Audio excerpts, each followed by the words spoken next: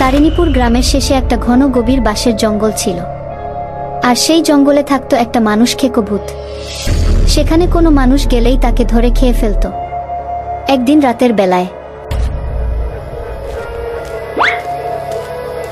আরে এটা কি?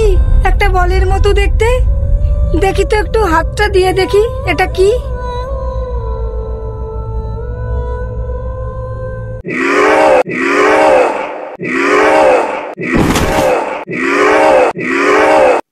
এই তুমি কে?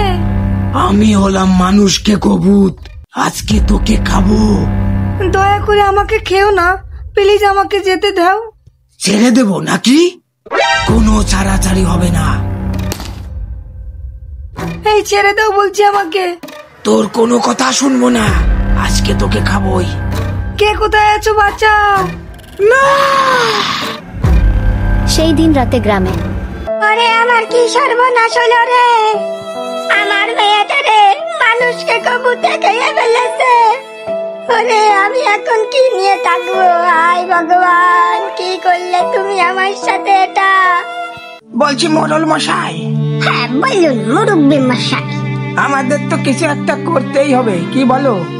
না হলে ওই মানুষ খেকো ভূত তো আস্তে আস্তে গ্রামের সবাইকে খেয়ে ফেলে দেবে।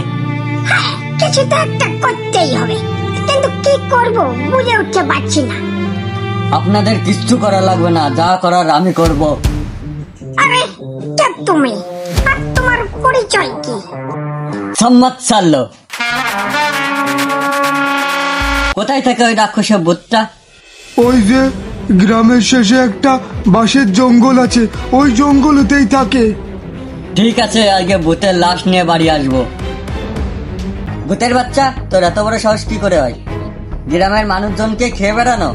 তোকে মেরে আজকে তোর লাশ নিয়ে বাড়ি যাব। তুই আমাকে মারবি? মেরে দেখা তো একটু। দাঁড়া, তোর মজা দেখাচ্ছি আমি।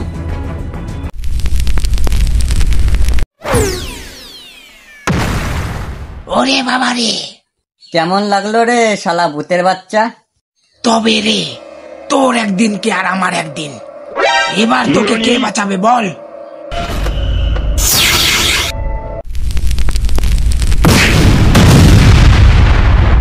এই দেখ তাহলে, এবার তোকে কে বাঁচাবে বল? আমি বাঁচাবো। তুই আবার কে? আমাকে তুই চিনলি না? দাঁড়া, চেনাচ্ছি তোকে।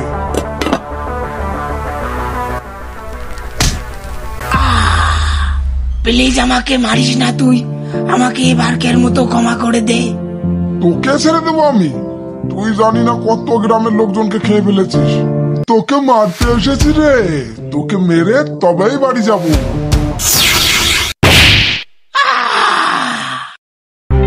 মাথায় মুগুরের আঘাত লাগাই। ওইখানেই মানুষ খেকো ভূতের মৃত্যু হয়।